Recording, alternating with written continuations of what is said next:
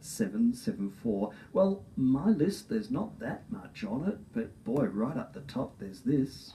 So we won the evangelicals, we won with young, we won with old, we won with highly educated, we won with poorly educated. I love the poorly educated. Donald Trump loves the poorly educated. Is there no end of entertainment emerging from the candidacy for the Republican nomination of one Donald Trump? Tim Smith, Liberal Member of Parliament, good morning to you. Morning, John. Liberty Sanger from Morris Blackburn, good morning to you. Hi, John. Donald F. Trump, I say to you. Yes, well, I think he surprised everyone so far, and if there was any doubt about the seriousness with which we should take his candidacy, I think that's now been addressed. Jeb Bush falling out of the race this week, I think, is very significant.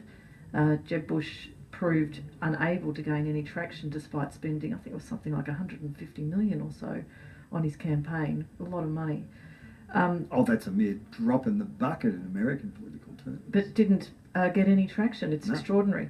Look, I've heard Republican... like buying shares in Dick Smith. I've heard Republican commentators make the point that there is an element, the Tea Party element inside the Republicans, that just thought if they could be whiter and more pro-guns, that they would win the presidency, and that they had really missed the point. It was all about broadening the appeal.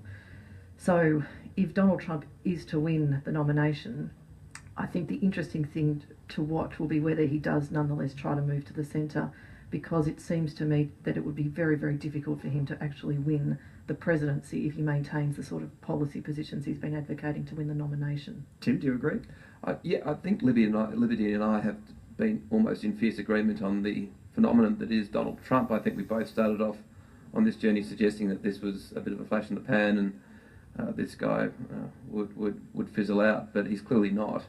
And the reason why he's not, I think now it's becoming evident that Americans, and indeed I think this is across the Western world, are wanting politicians to talk straight. I'm not saying that I agree with what he says, but he seems very real, I think, to average Americans, and I think that's resonating. So how have you changed your behaviour as a politician because of any, and if so, which lessons that you're taking from Trump's success?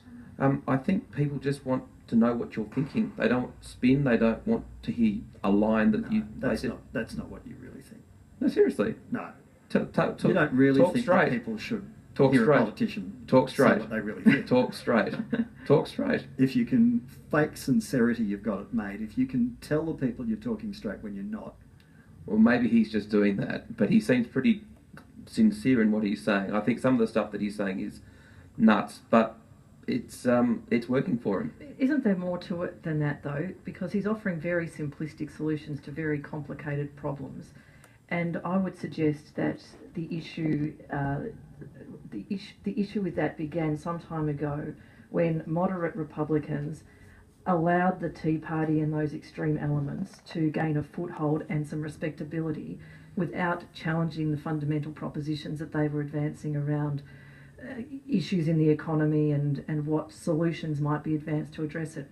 So they are now reaping what they have, I guess, failed to sow, and they can't pull it back.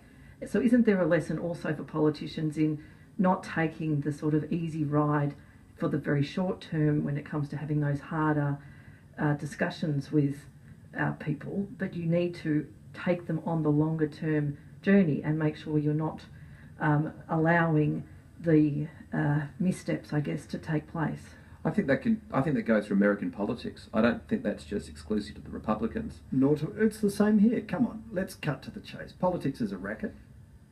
Thanks very much. Politics is a racket. The richest people have the loudest voices, and if you don't know how to play the game, you don't get heard. That's what this is a rebellion against. Yeah, but the guy who's seemingly doing the best has the deepest pockets. That's his shtick.